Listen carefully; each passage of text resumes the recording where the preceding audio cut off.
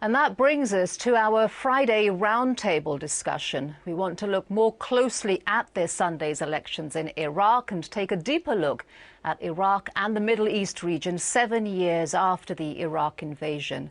We're joined once again by Gideon Rose, managing editor of Foreign Affairs magazine, and Rashid Khalidi, Edward Said Professor of Arab Studies at Columbia University and author of Sowing Crisis: The Cold War and American Dominance in the Middle East. Gentlemen, welcome to both of you. Nice to see you. Thank you. Rashid, let's start with you. Talk about this Sunday's elections in Iraq. What do you think will be the likely outcome? Well, there'll be a government that will reflect the sectarian structure that was imported into Iraq after the American invasion and occupation. There will continue to be dominance by parties that are largely Shiite. Whether they'll be more secular or more sectarian orientation is one of the things that the election will determine. You think that's one of the most interesting parts about the election, whether they'll be, Gideon, more secular or more sectarian? Is that something that we can sort of count as a small step in the right direction towards progress, if indeed they turn out to be more secular?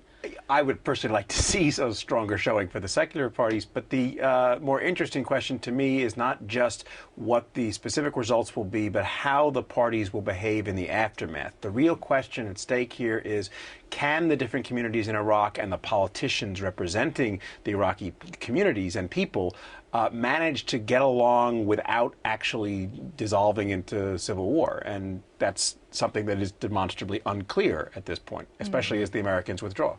Well, let's look at the broader picture 7 years on after the invasion. Just today, the British Prime Minister Gordon Brown came out and said that he regretted that he had not been more successful in pushing the United States to rebuild Iraq post the invasion. Talk a little bit about the sort of broader issues of where both of you think that we stand 7 years on, not just politically, but in terms of the everyday lives of Iraqis compared to, say, 2 years ago, even 7 years ago, Rashid. Well, compared to 7 years ago, the country has basically gone through the destruction of the existing institutions and the construction of new institutions. Authoritarian institutions were destroyed, and sectarian institutions, much more democratic, fortunately, have been created. On the other hand, the Iraqis have gone through the torments of the damned in terms of the civil war between Sunnis and Shia and that took place, in terms of maybe 1 in 6 or 1 in 5 Iraqis becoming internal or external refugees, and in terms of the enormous unemployment and other problems that the country still faces.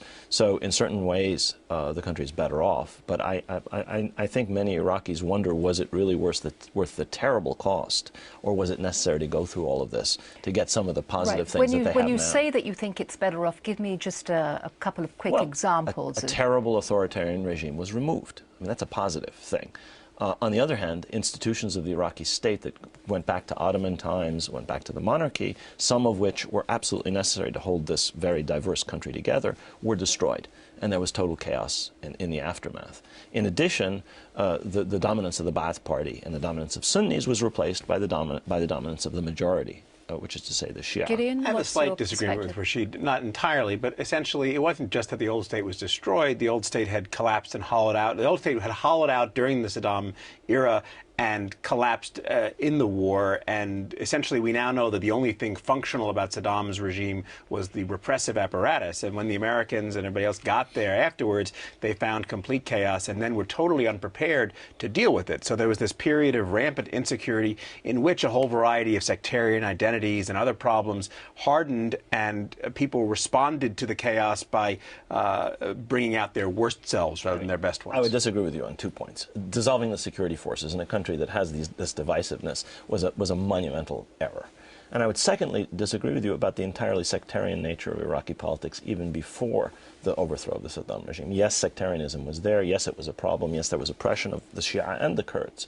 But the United States institutionalized a sectarian regime, which in my view was a terrible mistake. I think that secular Iraqi politics were possible, and I hope are again going to be possible. But I think that we've seen a detour in that. Right. I agree in that regard. The real question, though, is whether the chaos was the thing that drove people to sectarianism or the creation of new institutions along sectarian lines. Well, this is something that we could debate for a long time, but let me just move a little bit away from the sort of the political structures and to what this actually means to the lives of ordinary Iraqis on the ground in terms of, have their lives got better in terms of the various kind of services that are now being delivered? Are they going out more? Is there more freedom of movement? Has the position of women changed? Give me just your feedback on that. It comes back to the politics, though, Daljeet, and this is what I think we maybe actually agree on, which is that the ordinary lives turn out to be dependent on two things. One, an actual state that maintains public order and security, and two, a lack of open civil war among the different factions. Mm-hmm. And so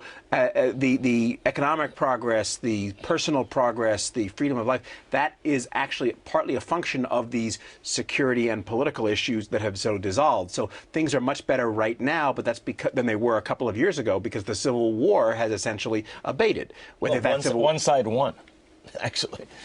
I'm not sure it's entirely that. The Anbar awakening has basically created something of a balance. The Shia won with some Sunni auxiliaries. The Shia basically won in that war, with the Kurds, riding along with them.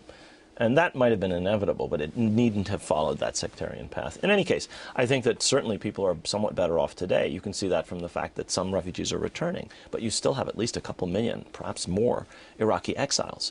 And these are people who partly are there because the situation is bad, and partly because they're afraid of the sectarian nature, the continuing sectarian nature of Iraq. We've got about a minute or so left, so let's talk about sort of the broader ramifications for the Middle East.